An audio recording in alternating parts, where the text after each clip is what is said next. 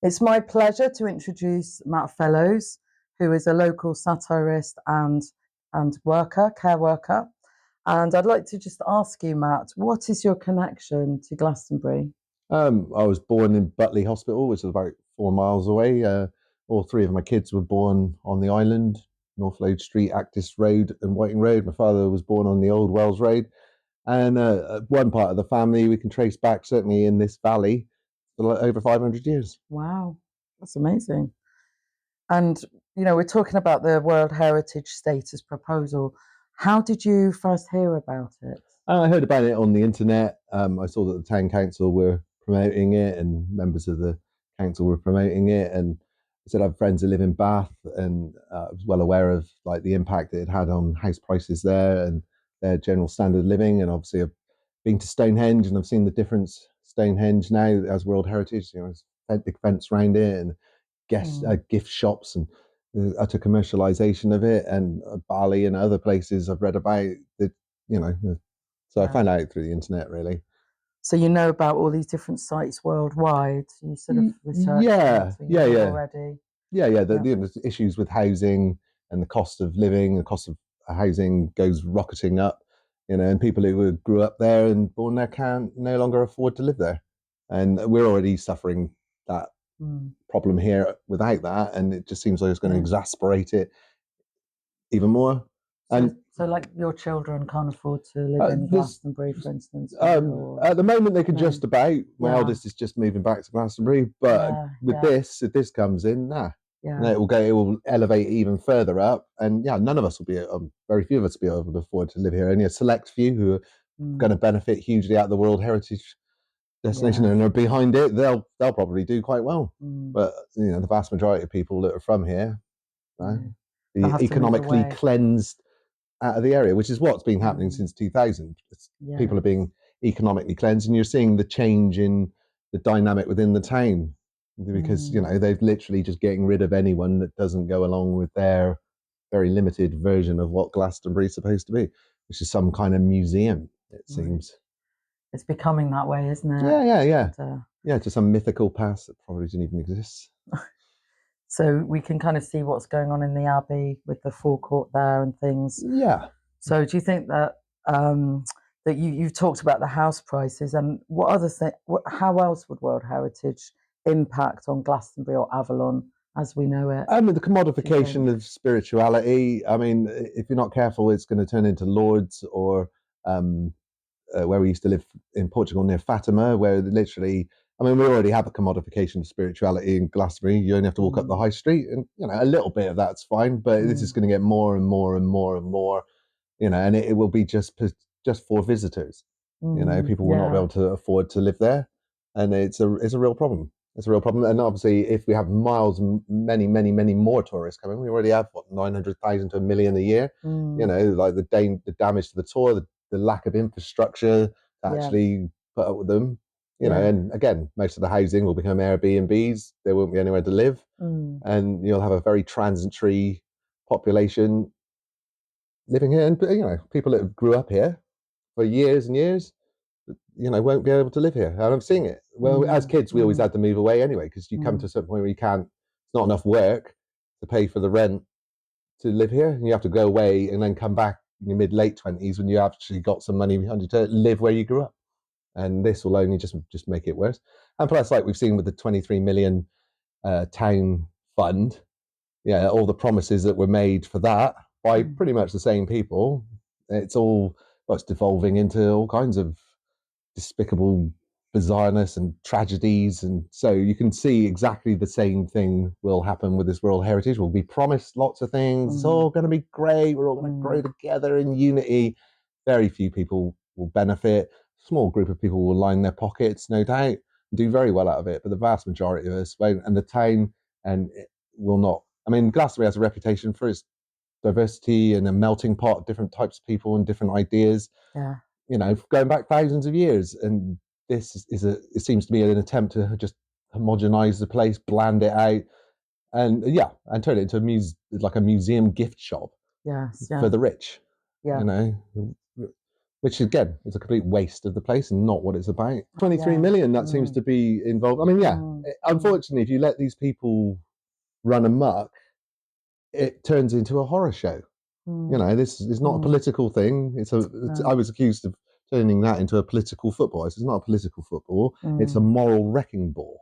This is not a political issue. This is a moral issue. You don't make promises and with one hand and take with the other. And if you do, there are terrible, terrible ramifications that you can't foresee beforehand. And as we've seen with the 23 million, you know, things have turned very, very dark already. Yeah. And God only, and that's with 23 million. With this World Heritage, there's going to be a lot more up for grabs. So I don't know how bad it's going to get. What I do know is it ain't going to benefit me, ain't going to benefit you, and it's going to benefit most of us. And it's not designed to do that either. And the way they've gone about it, the lack of transparency, the way that they slander and attack people who disagree, you know. We've had recent censorship. They're not showing a willingness or any due care for anybody else who has a different. They're not even trying to win you over. They just literally slander you and ban you. And, you know, again, that's not what Glastonbury's about. We've always had a melting pot of radically different people with radically different ideas who coexist together in this crazy, wonderful, madcap, unlike anywhere else place. Where is the dialogue, really? Well, they don't want one, do they? They want to ban you straight away, or in your case, phone you up, scream at you, shout at you, use intimidation. I mean, who are they? The mafia? You know, I mean, that's literally the way they're behaving. They're not behaving like representatives of the town and the mad, diverse group of people we have here. They're acting like, you know, totalitarian mafiosi. And if you don't go along with what we say, we're going to shut you down, physically intimidate you, financially slander you, you know, and God knows what else. And the question last night people were asking was, who is it that you serve? Really, you know, who is it you serve? Well, they certainly don't serve the people of the town. In fact, the feeling I get off of a lot of the councillors, they don't like most of the people in the town, except for the very small group of people who go along with them. And they are a very small proportion. There's 10,000 people in Glastonbury. In the alternative community, at its biggest, it's 900 people, so a tenth. And out of those 900 people, there's radically different ideas and belief systems, you know, which have always coexisted. As long as you don't attack other people and hurt them, you're free to believe in whatever you want to believe in. That's part of the magic of the place. That's what makes it open and interesting place. You know, if it's just one belief system and one group of people, that's, well, so they're very fond of throwing around the word fascism, but sometimes you get pot kettle black.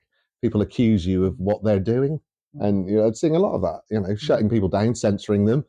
Those are things that, you know, obviously you got Stalin on one side, Hitler on the other, and neither of them particularly fond of anyone disagreeing with them.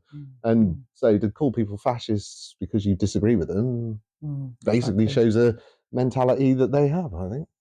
There's a rally, isn't there, against fascism? Fascism, homophobia and transphobia, but Glastonbury doesn't suffer from those things. We had 25 years ago, the BNP made a real effort to get involved in the town.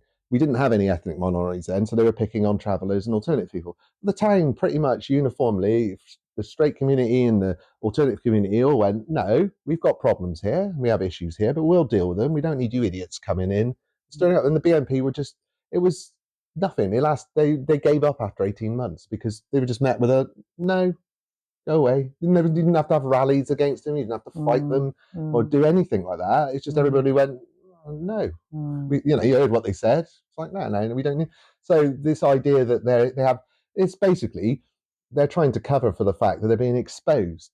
So what they're then doing is, oh, no, we're going to be really righteous. No. It's distraction and deflection. There is no problem with homophobia. The only place that showed any homophobia was the place in the high street with the so-called Buddha Jesus guy who had videos up quoting stuff in the Bible saying that they all should all be killed. That was a problem. But it was reported to the police and the police came along and went, that's against the law, you're not allowed to do that, and he had to take it down. Other than that, we don't have a problem with homophobia. We definitely don't have a problem with racism. You know, I'm mixed race. My father was the only mixed race person, coloured person in Glastonbury until the 80s. Yeah, there were some issues with him growing up, but also a lot of people looked after him. Yeah, so what is their definition of fascism, I would ask? Anyone who disagrees with them. Anyone who disagrees, it's a classic hack job. You just shout these phrases at people, usually Yeah. ending in ism or obia, and shut them down. And you don't allow them to speak. You don't listen to their point of view. You don't allow their point of view to come out. You just you ban them, and no one can hear them. And then you label them these horrible things, such as fascist, Nazi, homophobe, transphobe, racist, conspiracy theorist. Yeah, well, I kind of like conspiracy theorists. So I'm more a gender recognizer. So what are your greatest fears about the World Heritage Status coming? You've talked about how it will impact on the residents, how they will have to leave. And, is that your greatest fear? I think the main things is, the cost of living, the rising house prices, and the commodification of our spirituality are the three main, and those three things will undermine the moral fibre of the town. And the moral fibre of the town was based on, you could live and let live, as long as you don't hurt anybody. We encourage people to have different ideas to the normal outside world. We encourage it. Yeah. And through that, we learn. Is it unity through diversity is one of the things that's one of their phrases. I mean, the words that bring me out in hives: community, diversity, Avalon. Usually when people come waving those things, like, oh no, look out, here we go. Hold on to your pockets, your wallets, your morality, any sense of just in life, they always come with these things, and they're always doing, it's Orwellian doublespeak. They do the opposite of what they say, and then they do what they accuse you of doing, they're doing. So they'll accuse you of fascism by banning you from speaking and phoning you up and intimidating you. That seems to be a classic thing. And when you point it out, they're like, no. What, us? Well, yeah, you're phoning people up, shouting and swearing at them. Did you think that was were you doing that because I care about you, Amanda, and I want you to feel good? So I'll phone you up and effing blind at you because that's trying to intimidate somebody. That's what you're doing. And then the social blackballing, the banning, the swarming, the blocking you if you make any comment. They can't handle any disagreement, and otherwise you're bringing disharmony to the town. Why? Polarization. Because you're disagreeing with me and my opinion, and my opinion's obviously far more important than these little peasants. These stupid little people. Look at them. That's why we're pocketing all their money. We're just taking it away from what the plan is. We'll just run them in. Well, they'll end up in caravans, and then they won't be able to live around here. And before we know it, they've all gone, haven't they? We wouldn't call it ethnic cleansing. It's more economic cleansing. We're getting rid of a certain people who don't live up to our perceived economic class. But unfortunately, the people that are doing this, they don't realise is they're very low in the pyramid, and that all get turned on them. So yeah, my main worries are those things, and the way it's gone about, the lack of transparency, the threats, the slander, all of that, and the effects we've already seen of the previous thing, which is the 23 million. I could see nothing but bad things coming out of this, and the people proposing it definitely do not inspire me with confidence. And I've heard there are some people resigning from the working group already, and through lack of transparency, because you're not. Meetings. You can be on the group, but please don't say anything. Just sit there and nod and clap when we tell you to. So playing lip service. Utterly, yeah. They've made their decision. They've made it. Yeah, this is all just a facade. It's but unfortunately for them, they don't actually have the power to make that decision. They think they do, but they're gonna find out. There's more. This town imposing your will on Glastonbury is a very difficult thing. And if you try it, you better be full of integrity, because it's going to test you. And funny enough, there's quite a lot of really intelligent people about who may not want to blow their own horn and make themselves the big I am. But if you cause enough of a threat to them, they'll emerge. And it's hubris. They're suffering from hubris. In the Greek tragedies, the hero always thinks themselves to be so important and so right that they create a nemesis. He's usually somebody that they would never in a million years think could possibly cause them trouble. And these people, or the people, will turn up out of nowhere, and before you know it, you're on the end of a righteous ass kicking, basically, and verbally anyway.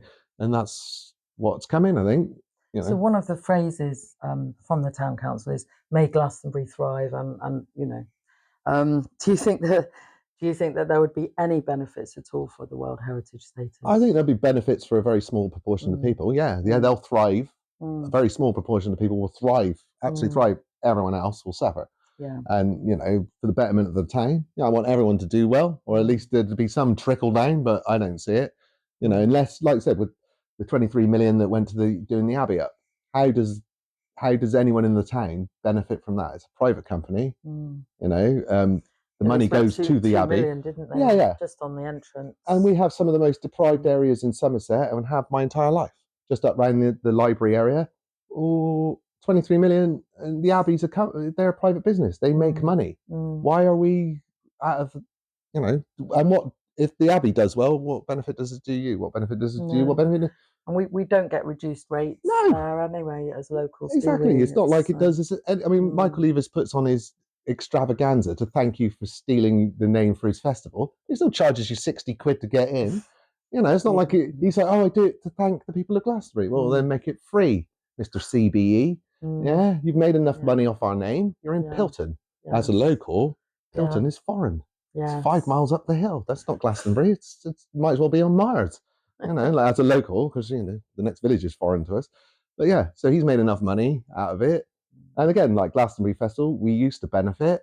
Used to be from top of Fisher's Hill, there'd be just locals all the way to the site. If it was raining, they'd be selling bin bags and Suestas. If it was hot, they'd be selling cans of Coke.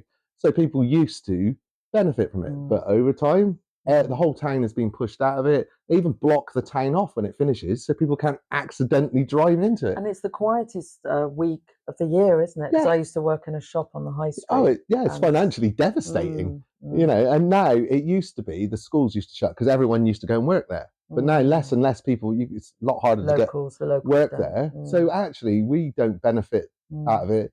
You know, if he wants to call it Pilton Pop Festival, be my guest. We didn't even know it was called Glastonbury till the 90s. So the World Heritage would be a bit like that. It would be taking over the town, but not for the benefit of the locals. Stealing the name, making it impossible for people to live here, squashing any of the diversity that we have here. Putting it on the world stage as a kind of people will put on their bucket list. Yeah, and a sanitized, like you go to Fatima, and it's a gigantic. Where's Fatima? Sorry. It's in Portugal. There was like a story that the Virgin Mary was meant to have appeared from these kids, and we were living in Portugal, and we realised we were 50 miles away from it. So we thought, well, you know, we might as well go and have a look. You drive there, and there's pilgrims. The closer you get, there's thousands of people walking there, and you get there. There's a gigantic car park with a gift shop, right? And that's it. They don't even let you in the field where the Virgin Mary came back. Wow. But you're like. I don't know why I was expecting you to buy loads of figurines, you know, not that unlike a high street or anything, you know, like loads of, but they completely, and a complete travesty of any. They've capitalised on the spirituality. They concreted over it, and and that's what this will be, you know, like with the tour. That if you're not careful, it's going to like Stonehenge. You'll have a gift shop at the bottom. You've got a big fence all the way around it, so you can't get in. Probably security lights. You know, because the last thing they want is people going up there in the middle of the night playing drums, because you know that upsets them. The fact that people have been drumming there since the last ice age, and you've just decided to move next to it. It's like, didn't you realise? I mean, if you come to Glastonbury, well, what's that sound? Oh, it's drumming up the tour. I mean, you're going to notice, surely. You buy a house right next to it. Yeah. If you don't like drumming, it's the Actis estate, isn't it? They're complaining. Oh, yeah, but no offence to them. You know, I've lived on the Actis estate. That's just where they put lots of people who like to complain. If there was no drumming, they'll complain about something else. Oh, my council tax! I can see people in vans. Yeah. Well, look out the other window. It's a beautiful field. Like, what are you looking at them for? So why should this World Heritage Status bid be stopped and nipped in the bud right now? Because the lack of transparency that it's been launched under, and the fact that there's already been a lot of money pumped into it, and the fact that they've already decided to do it without consulting anybody, and the fact that they're kind of getting caught out now. I mean, anybody in the town? In the town, they've already decided to do it. It's a done deal. They've done it. Yeah, and then they put forward the facade of talking to people about it, but as you found, if you dare put forward an opinion that even slightly goes against theirs, when you're a fascist and you need to be shut down, shouted at, and you know, I mean, when we were on the high street handing out the flyers, this guy turned to me and goes, "I don't agree with the way you're going about it." I was like, "What?" He goes, "Oh, this World Heritage thing." I said, "Oh, really? Why?" And he couldn't give me a reason, and then he said, "Oh, did you see that guy who sat on the bench over there?" I was like, "Yeah." He goes, "He's a police informer." what? I said, well, I work with the police and mental health, so I get on with them. What? I think he was trying to get, it was like, what? I mean, by all means, come and debate, and that's what we meant to have, is a conversation. Hell, win me over with your stunning counter criticism. Just or just trying to hurling criticism. to stop a conversation. They don't want people being able to put, because funny enough, there are an awful lot of reasons against it, and not actually that many reasons, unless you're a very small proportion of people that are good for it, and they know this. That's why they're using the tactics. They know that their position is really morally, ethically untenable, and so they go about behaving the way they do to stop any form of debate at all, with an iron fist. Whilst claiming that you're a fascist and that they're protecting diversity. And it's like, no, I'm sorry, quite a few of us have read books, and actually had thoughts of our own. And we've researched it, and I personally have been horrified of what I've researched. The more I research it, the more horrified I am. The more obvious this is happening. This isn't some fringe idea. This is borne out again and again and again and again and again. This is like, it's not that we've just chosen to become, we're just contrarians and like, no, against that. It's not, no. More critical thinkers. And, the evidence, all you have to do is go and look at everywhere else they've done this, and it's not it's benefited a very small portion of people. The same thing happens. The house prices go rocketing up. Any spiritual side of it gets commodified, turns into gift shops, fences, and most people are kept out, and just a small proportion of people benefit, and that's. And the consultant said they want the right tourists, I think, at one of their presentations. The right tourists. Oh, that's interesting. The right ones. And what's the definition of the right tourists? Ones with lots of money, don't play drums, like, and only have certain very rigid views. No, well. Is there anything you'd like to add? I was just saying, my father used to make pocket money telling tall tales of tourists at the tour. In the 50s, we have a proud tradition. The place is open to anyone. That's the whole part of Glastonbury. No one controls it. Many have tried. When Prince Charles turned up, it was the first time in 800 years the Prince of Wales had even dared set foot in Glastonbury, because and he came on Tuesday randomly because he thought the Abbey was flooding. It was very surreal. That was 2013. On a Tuesday afternoon, everyone sat outside the Mockerberry. Rolls Royce pulls up with two policemen. Out jumps Prince Charles. And into the Abbey he goes. And he was introduced to Baba and Rainbow Tony, which I thought, there you go, Charles, that's the level of people you deserve. Rainbow Tony. He's like, oh, what are you doing here? It's like, sing him a song, Tony. Yeah. Do you think that could happen again? They might. Well, I mean, his representatives are turning up, aren't they, and being welcomed. I mean, the Archbishop of Canterbury and the. I think that was at the Unity opening, wasn't it? The lady that was invited there. Yeah, like direct connection. Yeah, but no offense. I mean, I always find it with the Abbey. Like the Abbey's kind of owned through a trust, isn't it, by the Church of England, and the Church of England was kind of founded by the burning down of the Abbey. And they keep they always, please help, preserve our ruin. Well, why would you want to preserve a ruin? And B, let's preserve the ruin of the thing we burnt down. It's like when you look at it in a certain slant of history, you might say the whole thing's a bit of bad taste, really. But I like the field. The building. It's a mess. Either knock it down or put a roof on it. Either rebuild it. Hey, otherwise. People say, don't you think it's romantic? I'm like, well, no, I find walking along a beach with the sunset romantic, with hand in hand with someone I love, not looking at the blood-stained relic of butchery. But that's just me personally. I'm not going to go and knock it down, because I disagree with it. But maybe I should. Yeah. Well, thank you, Matthew. That's okay. Most interesting. I can edit some of that out. Go off piste. Great, thank you. No worries.